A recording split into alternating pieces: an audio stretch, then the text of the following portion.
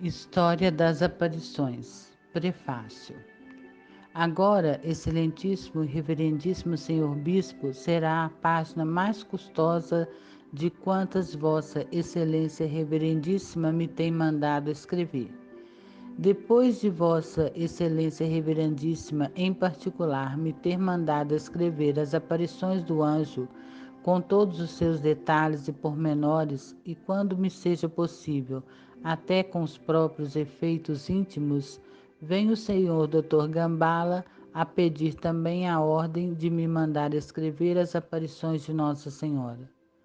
Mande-lhe, senhor bispo, dizia há pouco em Valença sua reverência, ó senhor bispo, mande-lhe que escreva tudo, mas tudo, que há de dar muitas voltas no purgatório por ter calado tanta coisa. Do purgatório, nesse sentido, não tenho o menor receio, obedeci sempre, e a obediência não tem pena nem castigo. Primeiro obedeci aos movimentos íntimos do Espírito Santo, depois às ordens dos que, em seu nome, me falavam. Foi esta mesma a primeira ordem e conselho que, por meio de Vossa Excelência Reverendíssima, o bom Deus me dignou dar-me. E contente e feliz recordava as palavras dos tempos passados do venerável sacerdote, senhor vigário de Torres Novas. O segredo da filha do rei está todo no seu interior. E começando a penetrar-lhe o sentido, dizia: o meu segredo é para mim. Agora já não digo assim, imolada no altar da obediência, digo: o meu segredo pertence a Deus, depulo nas suas mãos, que faça dele o que mais lhe agradar. Dizia, pois, o senhor Dr. Gambala: senhor bispo, mande-lhe que diga tudo, tudo, que não oculte nada. Excelentíssima, que Vossa Excelência, Reverendíssima, assistindo com certeza pelo Divino Espírito Santo, pronunciou a sentença. Isso não mando, esses assuntos de segredo não me meto. Graças a Deus, qualquer outra ordem ter-me-ia sido uma fonte de perplexidades e escrúpulos. Com uma ordem contrária, perguntar-me-ia a mim mesma milhares de vezes a quem devia obedecer, a Deus ou ao seu representante. E talvez, sem encontrar a decisão, permaneceria numa verdadeira tortura íntima. Depois, Vossa Excelência Reverendíssima continuou a falar em nome de Deus. A irmã escreva as aparições do anjo e a de Nossa Senhora, porque minha irmã é para a glória de Deus e de Nossa Senhora. Como Deus é bom, Ele é o Deus da paz e por este caminho conduz os que com Ele confiam.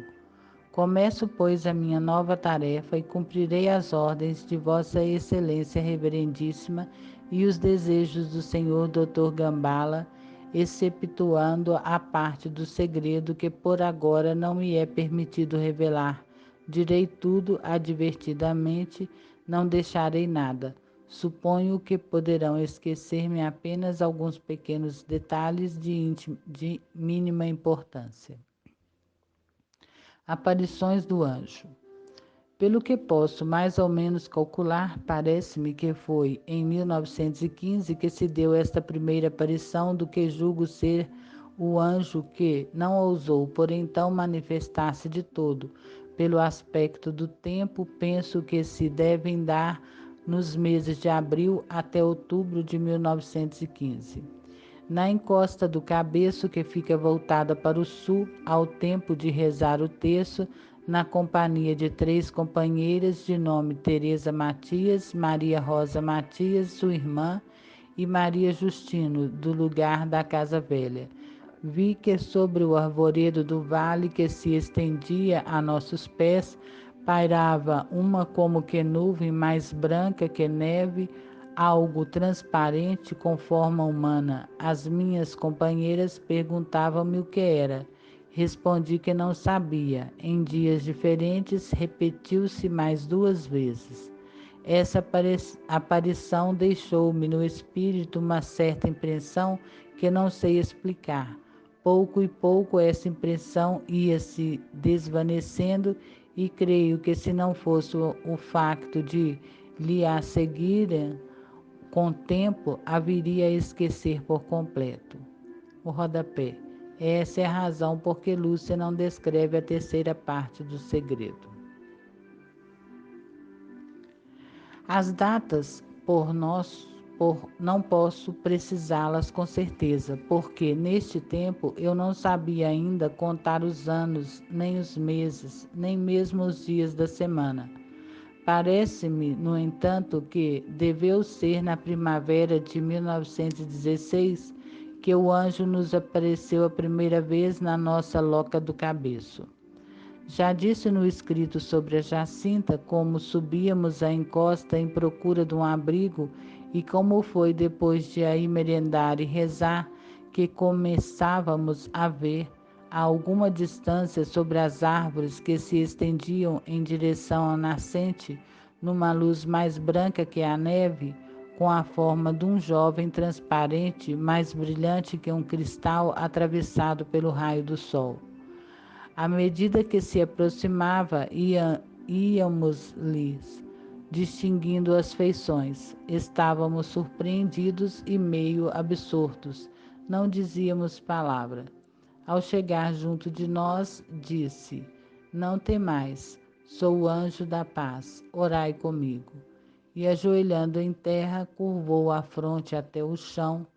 Levados por um movimento sobrenatural, imitamo-lo e repetimos as palavras que lhe ouvimos pronunciar. Meu Deus, eu creio, adoro, espero e amo-vos. Peço-vos perdão para os que não creem, não adoram, não esperam e não vos amam. Depois de repetir isso 3 vezes, ergueu-se e disse: Orai assim. Os corações de Jesus e Maria estão atentos à voz das vossas súplicas. E desapareceu. A atmosfera do sobrenatural que nos envolveu era tão imensa que quase não nos dávamos conta da própria existência, por um grande espaço de tempo permanecendo na posição em que nos tinha deixado, repetindo sempre a mesma oração. A presença de Deus sentia-se tão intensa e íntima que nem mesmo entre nós nos atrevíamos a falar.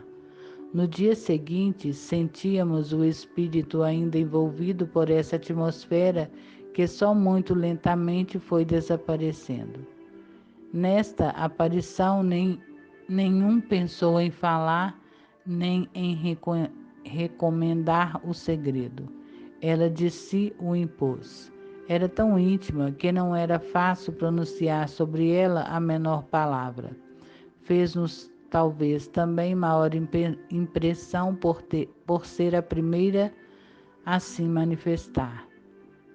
A segunda deu-se no pino do verão, nestes dias de maior calor, em que íamos com os rebanhos para casa no meio da manhã, para tornar a abrir só à tardinha.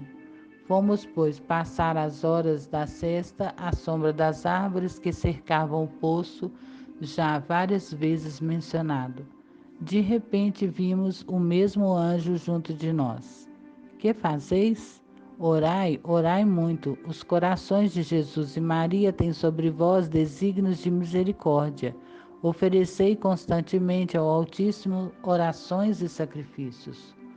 Como não nos havemos de sacrificar? Perguntei. De tudo o que puderdes, oferecei um sacrifício em ato de reparação pelos pecados com que ele é ofendido e de súplica pela conversão dos pecadores. Atraí assim sobre a vossa pátria a paz. Eu sou o anjo da sua guarda, o anjo de Portugal. Sobretudo aceitai e suportai com submissão o sofrimento que o Senhor vos enviar. Essas palavras do anjo gravaram-se em nosso espírito como uma luz que nos fazia compreender quem era Deus, como nos amava e queria ser amado, o valor do sacrifício e como ele lhe era agradável, como por atenção a ele convertia os pecadores. Por isso, desde este momento, começamos a oferecer ao Senhor tudo que nos mortificava, mas sem discorrermos a procurar outras mortificações ou penitências, exceto a de passarmos horas seguidas prostrados por terra, repetindo a oração que o anjo nos tinha ensinado. A terceira aparição parece-me que deveu ser em outubro ou fins de setembro, porque já não íamos passar as horas das sestas à casa. Como já disse no escrito sobre a Jacinta, passamos da Pregueira, que é um pequeno olival pertencente a meus pais, para a Lapa, dando a volta à encosta do monte pelo lado de Aljustrel e Casa Velha. Rezamos aí o texto e a oração que na primeira aparição nos tinha ensinado. Estando, pois, aí, apareceu-nos pela terceira vez, trazendo na mão um cálice e sobre ele uma hóstia, da qual caíam dentro do cálice algumas gotas de sangue. Deixando o cálice e a hóstia suspensos no ar, prostrou-se em terra e repetiu 3 vezes a oração. Santíssima Trindade, Padre, Filho e Espírito Santo, adoro-vos profundamente e ofereço-vos o preciosíssimo corpo, sangue, alma e divindade de Jesus Cristo, presente em todos os sacrários da terra, em reparação dos ultrajes, sacrilégios e indiferenças com que ele mesmo é ofendido, e pelos méritos infinitos de seu sacratíssimo coração e do coração imaculado de Maria, peço-vos a conversão dos pobres pecadores. Depois, levantando-se, tomou de novo na mão o cálice e a hóstia, e deu-me a hóstia a mim, e o que continha o cálice deu-o a beber a Jacinta e ao Francisco, dizendo ao mesmo tempo: Tomai e bebei o corpo e o sangue de Jesus Cristo, horrivelmente ultrajado pelos homens ingratos. Reparai os seus crimes e consolei o vosso Deus. De novo se prostrou em terra e repetiu conosco a mais 3 vezes a mesma oração.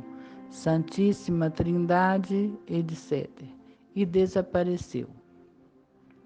Levados pela força do sobrenatural que nos envolvia, imitamos o anjo em tudo, isto é, prostrando-nos como ele e repetindo as orações que ele fazia. A força da presença de Deus era tão intensa que nos absorvia e aniquilava quase por completo. Parecia privar-nos até do uso dos sentidos corporais por um grande espaço de tempo. Nesses dias fazíamos as ações materiais como que levados por este mesmo ser sobrenatural que a isso nos impelia. A paz e a felicidade que sentíamos era grande, mas só íntima, completamente concentrada a alma em Deus. O abatimento físico que nos prostrava também era grande. Silêncio da Lúcia. Não sei por que as aparições de Nossa Senhora produziam em nós efeitos bem diferentes. A mesma alegria íntima, a mesma paz e felicidade, mas em vez deste abatimento físico, uma certa agilidade expansiva. Em vez desse aniquilamento na divina presença, um exultar de alegria. Em vez dessa dificuldade no falar, um certo entusiasmo comunicativo. Mas apesar destes sentimentos, sentia a inspiração para calar, sobretudo algumas coisas.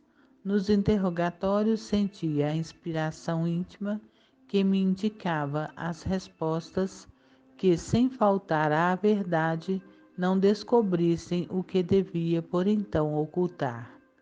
Neste sentido, resta-me apenas uma dúvida, se não deveria ter dito tudo no interrogatório canônico. Mas não sinto escrúpulo de ter calado, porque nessa altura eu não tinha ainda conhecimento da importância desse interrogatório.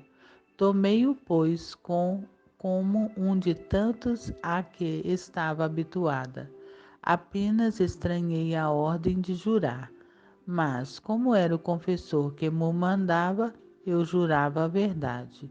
Fi-lo sem dificuldade, Mal eu suspeitava neste momento o que o demônio daí ia tirar para mais tarde me atormentar com um sem fim de escrúpulos. Mas graças a Deus já tudo passou. Há ainda outra razão que me confirma no pensamento de que fiz bem calando.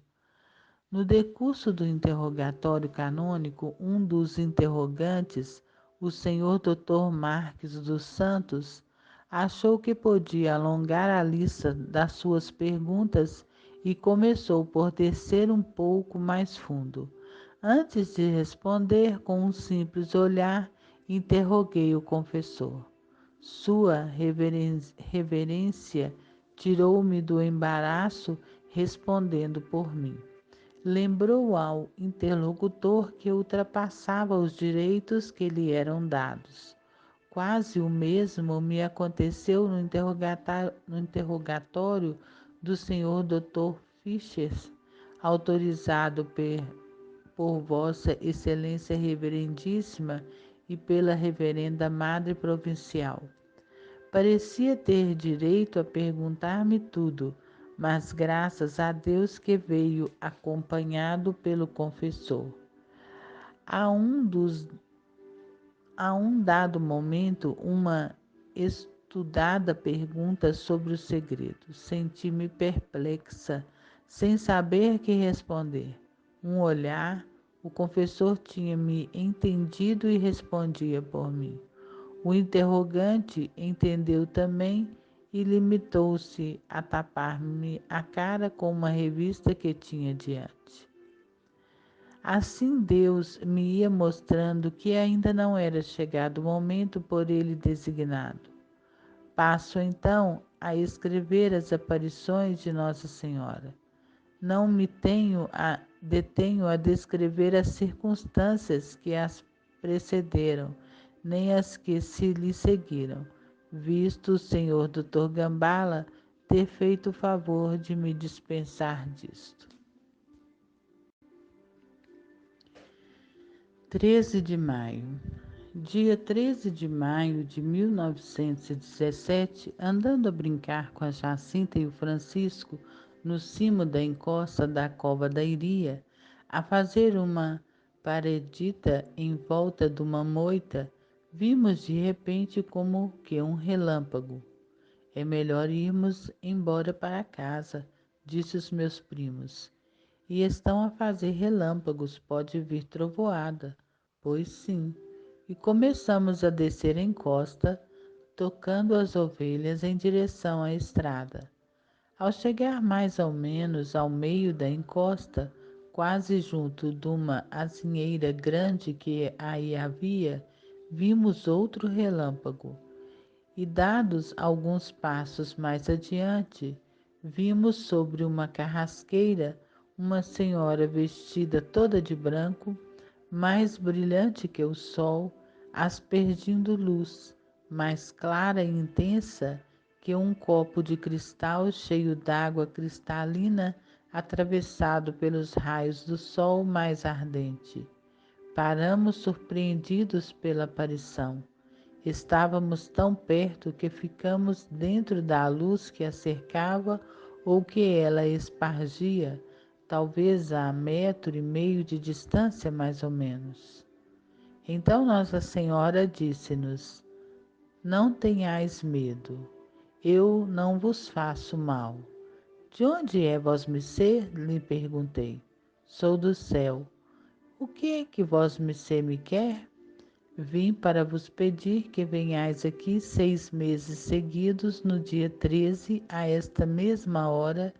Depois vos direi quem sou e o que quero. Depois voltarei ainda aqui uma 7ª vez. E eu também vou para o céu? Sim, vais. E a Jacinta? Também. E o Francisco? Também, mas tem que rezar muitos terços. Lembrei-me então de perguntar por 2 raparigas que tinham morrido há pouco. Eram minhas amigas e estavam em minha casa a aprender as tecedeiras com minha irmã mais velha. A Maria das Neves já está no céu? Sim, está. Parece-me que devia ter uns 16 anos. E a Amélia? Estará no purgatório até o fim do mundo. Parece-me que devia ter de 18 a 20 anos. Quereis oferecer-vos a Deus para suportar todos os sofrimentos que Ele quiser enviar-vos em ato de reparação pelos pecados com que Ele é ofendido e de súplica pela conversão dos pecadores? Sim, queremos. E depois ter muito que sofrer, mas a graça de Deus será o vosso conforto. Foi ao pronunciar estas últimas palavras, a graça de Deus, etc., que abriu pela primeira vez as mãos, comunicando-nos uma luz tão intensa como que reflexo que delas expendia, que penetrando-nos no peito e no mais íntimo da alma, fazendo-nos ver a nós mesmos em Deus, que era essa luz mais claramente que nos vemos no melhor dos espelhos. Então, por um impulso íntimo também comunicado, caímos de joelhos e repetíamos continuamente: Ó Santíssima Trindade, eu vos adoro, meu Deus, eu vos amo no Santíssimo Sacramento. Passados os primeiros momentos, Nossa Senhora acrescentou: rezem o terço todos os dias para alcançarem a paz para o mundo e o fim da guerra. Em seguida, começou-se a elevar serenamente, subindo em direção ao nascente, até desaparecer na imensidade da distância.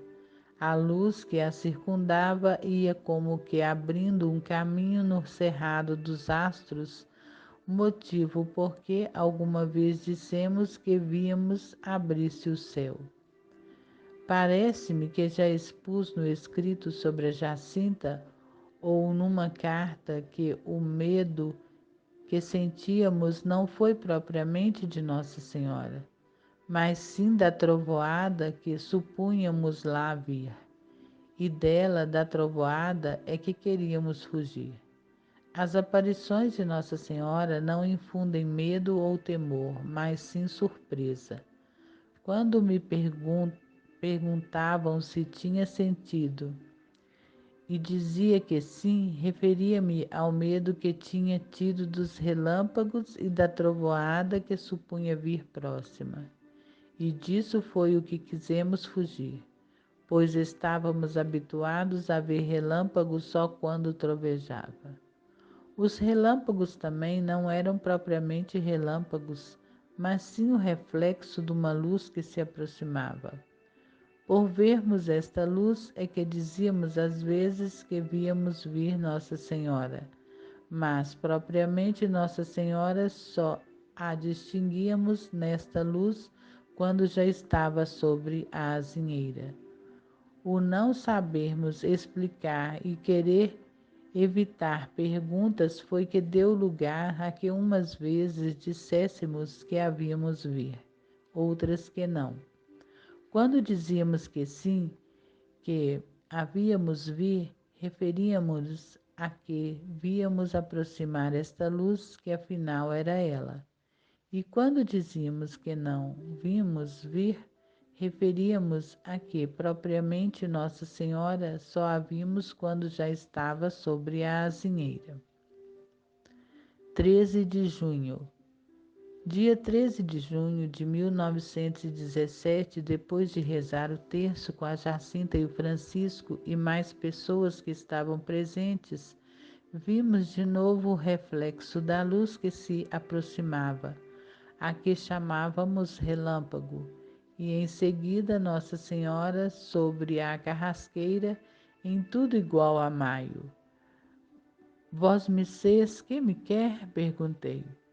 Quero que venhais aqui no dia 13 do mês que vem, que rezeis o terço todos os dias e que aprendam a ler. Depois direi o que quero. Pedi a cura de um doente. Se converter, curar-se-á durante o ano. Queria pedir-lhe para nos levar para o céu. Sim, a Jacinta e o Francisco levo-os em breve, mas tu ficas cá mais algum tempo. Jesus quer servir-se de ti para me fazer conhecer e amar. Ele quer estabelecer no mundo a devoção do meu imaculado coração. Fica cá sozinha? Perguntei com pena. Fico cá sozinha? Perguntei com pena. Não, filha. E tu sofres muito? Não desanimes. Eu nunca te deixarei. O meu imaculado coração será o teu refúgio e o caminho que te conduzirá até Deus. Foi no momento em que disse essas últimas palavras que abriu as mãos e nos comunicou pela segunda vez o reflexo dessa luz imensa. Nela nos víamos como que submergidos em Deus.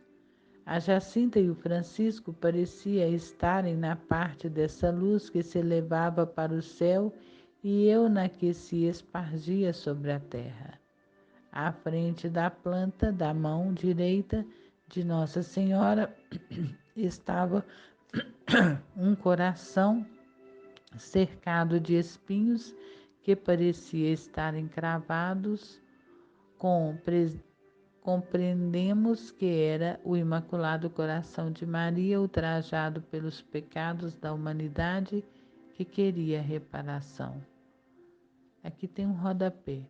Aqui Lúcia, talvez pela pressa, omite o fim do parágrafo, porque noutros documentos diz assim: a quem a devoção ao coração imaculado de Maria aceita prometer-lhes a salvação a estas almas, e estas almas serão amadas de Deus como flores colocadas por mim para enfeitar o seu trono.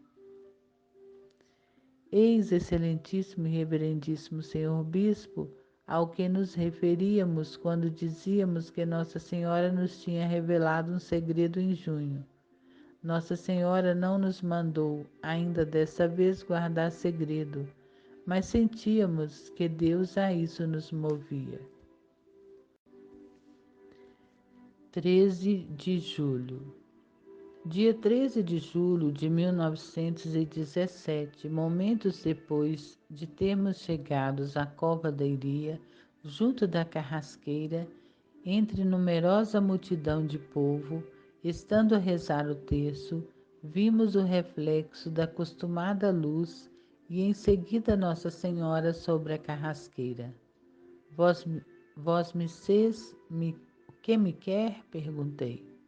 Quero que venham aqui no dia 13 do mês que vem, que continuem a rezar o terço todos os dias em honra de Nossa Senhora do Rosário, para obter a paz do mundo e o fim da guerra, porque só ela lhes poderá valer. Queria pedir-lhe para nos dizer quem é, para fazer um milagre com que todos acreditem que vós Messias nos aparece. Continuem a vir aqui todos os meses. Em outubro, direi quem sou, o que quero e farei um milagre que todos hão de ver para acreditar. Aqui fiz alguns pedidos que não recordo bem mais quais foram. O que me lembro é que Nossa Senhora disse que era preciso rezarem o terço para alcançarem as graças durante o ano e continuou: sacrificai-vos pelos pecadores e dizei muitas vezes, em especial sempre que fizerdes algum sacrifício: ó Jesus, é por vosso amor, pela conversão dos pecadores e em reparação pelos pecados cometidos contra o Imaculado Coração de Maria. Ao dizer essas últimas palavras, abriu de novo as mãos como nos 2 meses passados. O reflexo pareceu penetrar a terra e vimos que um mar de fogo. Mergulhados em este fogo, os demônios e as almas, como se fossem brasas transparentes e negras ou bronzeadas, com forma humana que flutuavam no incêndio, levados pelas chamas que delas mesmas saíam, juntamente com nuvens de fumo, caindo para todos os lados, semelhante ao cair das faúlhas, em um grande incêndio sem peso nem equilíbrio, entre gritos e gemidos de dor e desespero que horrorizava e fazia estremecer de pavor. Deveu ser ao deparar-me com esta vista que dei esse ai que dizem ter me ouvido. Os demônios distinguiam-se por formas horríveis e asquerosas de animais espantosos e desconhecidos, mas transparentes como negros carvões em brasas. Assustados e como que a pedir socorro, levantamos a vista para Nossa Senhora, que nos disse com bondade e tristeza: Vistes o inferno, para onde vão as almas dos pobres pecadores? Para a salvar, Deus quer estabelecer no mundo a devoção a meu imaculado coração. Se fizerem o que eu vos disser, salvar-se-ão muitas almas e terão paz. A guerra vai acabar. Mas, se não deixarem de ofender a Deus no reinado de Pio XI, começará outra pior. Quando virdes uma noite alumiada por uma luz desconhecida, sabei que é o grande sinal que Deus vos dá de que vai a punir o mundo de seus crimes por meio da guerra, da fome e de perseguições à Igreja e ao Santo Padre. Para impedir, virei pedir a consagração da Rússia a meu imaculado coração e a comunhão reparadora nos primeiros sábados. Se atenderem a meus pedidos, a Rússia se converterá e terão paz e não espalhará seus erros pelo mundo, promovendo guerras e perseguições à Igreja. Os bons serão martirizados, o Santo Padre terá muito que sofrer. Várias nações serão aniquiladas. Por fim, o meu imaculado coração triunfará. O Santo Padre consagrar-me-á à Rússia que se converterá e será concedido ao mundo algum tempo de paz. Em Portugal se conservará sempre o dogma da fé, etc. Isso não o digais a ninguém, ao Francisco sim, podeis dizê-lo. Quando rezais o terço, dizei depois de cada mistério: Ó meu Jesus, perdoai-nos, livrai-nos do fogo do inferno, levai as alminhas todas para o céu, principalmente aquelas que mais precisarem. Seguiu-se um instante de silêncio e perguntei: Vós Messias não me quer mais nada? Não, hoje não te quero mais nada. E como de costume, começou a elevar-se em direção ao nascente, até desaparecer na imensa distância do firmamento. 13 de agosto. Dia 13 de agosto de 1917, como já está dito, o que neste dia se passou, não me detenho nisso e passo à aparição, a meu ver, no dia 15 ao cair da tarde. Como ainda então não sabia contar os dias do mês, pode ser que seja eu a que esteja enganada, mas conservo a ideia que foi no mesmo dia em que chegamos de Vila Nova de Ourém. Andando com as ovelhas na companhia de Francisco e de seu irmão João, num lugar chamado Valinhos, e sentindo que alguma coisa de sobrenatural se aproximava e nos envolvia, suspeitando que Nossa Senhora nos viesse a aparecer e tendo pena que a Jacinta ficasse sem a ver, pedimos a seu irmão João que fosse a chamar. Como ele não queria ir, ofereci-lhe para isso 2 vinténs e lá foi a correr. Entretanto, vi com o Francisco o reflexo da luz que chamávamos relâmpago e, chegada a Jacinta, um instante depois, vimos Nossa Senhora sobre uma carrasqueira. Que é que vós Mercês me quer? quero que continueis a ir à cova da Iria no dia 13, que continueis a rezar o terço todos os dias. No último mês farei um milagre para que todos acreditem. Que é que vosmecê quer que se faça ao dinheiro que o povo deixa na cova da Iria? Façam 2 andores. Um leva-o tu com a Jacinta e mais 2 meninas vestidas de branco. O outro que leve o Francisco com mais 3 meninos. O dinheiro dos andores é para a festa de Nossa Senhora do Rosário, e o que sobrar é para a ajuda de uma capela que hão de mandar fazer. Queria pedir-lhe a cura de alguns doentes. Sim, alguns curarei durante o ano, e tomando um aspecto mais triste. Rezai, rezai muito, e fazei sacrifícios por os pecadores, que vão muitas almas para o inferno, não por não haver quem se sacrifique e peça por elas. E como de costume, começou a elevar-se em direção ao nascente. Um rodapé. Lúcia está enganada ao afirmar que a aparição tenha sido no mesmo dia em que voltaram da prisão de Vila Nova de Ourém. A aparição foi no domingo seguinte, em 19 de agosto. 13 de setembro.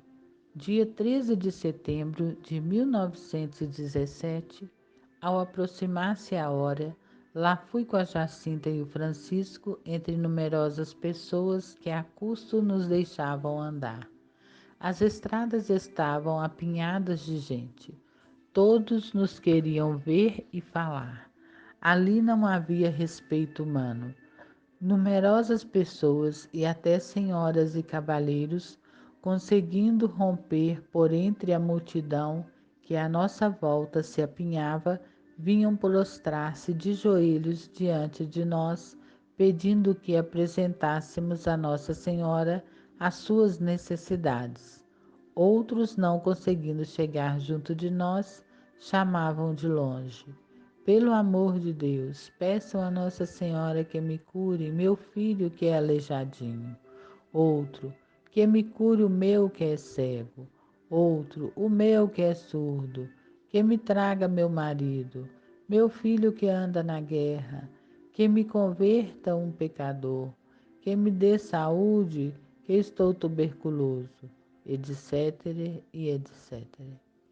Ali apareciam todas as misérias da pobre humanidade, e alguns gritavam até do cimo das árvores e paredes para onde subiam, como o fim de nos ver passar, dizendo a uns que sim, dando a mão a outros para ajudar a levantar do pó da terra. Já fomos andando, graças a alguns cavaleiros que nos iam abrindo passagem por entre a multidão.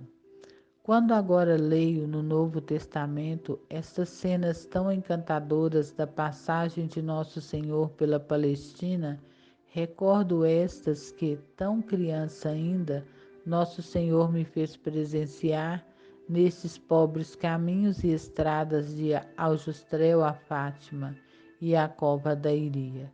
E dou graças a Deus oferecendo-lhe a fé do nosso bom povo português. E penso, se essa gente se abate assim diante de 3 pobres crianças, só porque a elas é concedida misericordiosamente a graça de falar com a Mãe de Deus, que não fariam se vissem diante de si o próprio Jesus Cristo? Bem, mas isso não era nada chamado para aqui. Foi mais uma distração da pena que me escapou para onde eu não queria. Paciência. Mais uma coisa inútil não atiro, para não inutilizar o caderno. Chegamos por fim à cova da Iria, junto da carrasqueira, e começamos a rezar o terço com o povo. Pouco depois vimos o reflexo da luz e a seguir Nossa Senhora sobre a azinheira. Continuem a rezar o terço para alcançarem o fim da guerra. Em outubro virá também Nosso Senhor, Nossa Senhora das Dores e do Carmo, São José com o Menino Jesus, para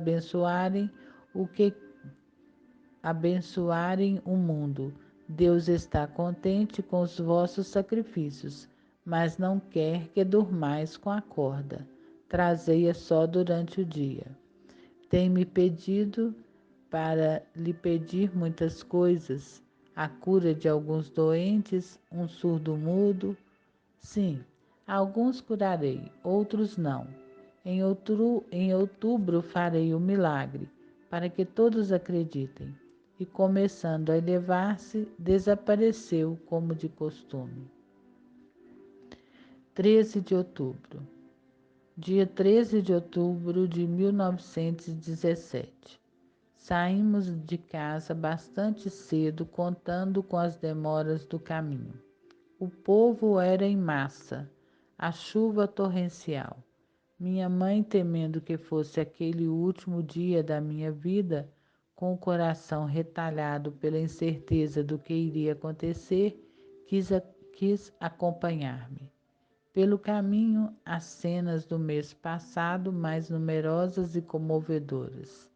Nem a lamaceira dos caminhos impedia essa gente de se ajoelhar na atitude mais humilde e suplicante.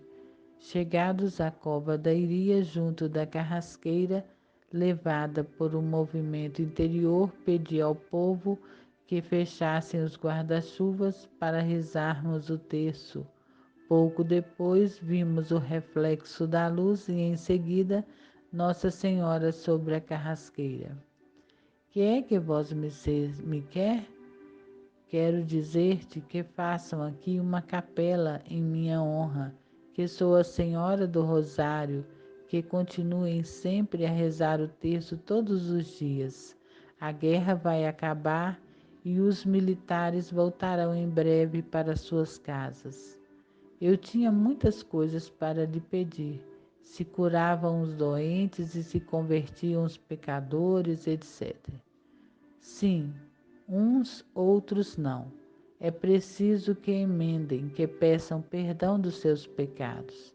E tomando um aspecto mais triste, não ofendam mais a Deus nosso Senhor, que já está muito ofendido. E abrindo as mãos, fê-las refletir no sol, e enquanto que se elevava, continuava o reflexo de sua própria luz a projetar-se no sol. Eis, excelentíssimo e reverendíssimo senhor bispo, o motivo pelo qual exclamei que olhassem para o sol. O meu fim não era chamar para aí a atenção do povo, pois que nem sequer me dava conta de sua presença. Filo apenas levada por um movimento interior que a isso me impeliu. Desaparecida Nossa Senhora, na imensa distância do firmamento, vimos ao lado do sol São José com o menino e Nossa Senhora vestida de branco com um manto azul. São José com o menino pareciam abençoar o mundo com os gestos que faziam com a mão em forma de cruz. Pouco depois, desvanecida esta aparição, vi Nosso Senhor e Nossa Senhora, que me dava a ideia de ser Nossa Senhora das Dores. Nosso Senhor parecia abençoar o mundo da mesma forma que São José. Desvaneceu-se esta aparição e apareceu-me ver ainda outra senhora em forma semelhante a Nossa Senhora do Carmo. Epílogo. Eis, excelentíssimo e reverendíssimo senhor bispo, a história das aparições de Nossa Senhora na Cova da Iria em 1917. Sempre que por algum motivo tinha que falar delas, procurava fazê-lo com as mínimas palavras, na ambição de guardar para mim só essas partes mais íntimas que tanto me custava manifestar. Mas como elas são de Deus e não minhas, e Ele agora, por meio de Vossa Excelência Reverendíssima, mas reclama, aí vão. Restituo o que não me pertence. Advertidamente não reservo nada. Parece-me que devem faltar apenas alguns pequenos detalhes referente aos pedidos que eu fazia. Como eram coisas meramente materiais, não lhes ligava tanta importância e talvez por isso se me não gravaram tão vivamente no espírito. E depois elas eram tantas, devido talvez a preocupar-me com a recordação das inúmeras graças que tinha para pedir a Nossa Senhora, houve o engano de entender que a guerra acabava no próprio dia 13. Não poucas pessoas se têm mostrado bastante admiradas com a memória que Deus se dignou dar-me. Por uma bondade infinita, ela é em mim bastante privilegiada em todo sentido, mas nestas coisas sobrenaturais não é de admirar, porque elas gravam-se no espírito de tal forma que é quase impossível esquecê-las. Pelo menos o sentido das coisas que elas indicam nunca se esquece, a não ser que Deus o queira também fazer esquecer.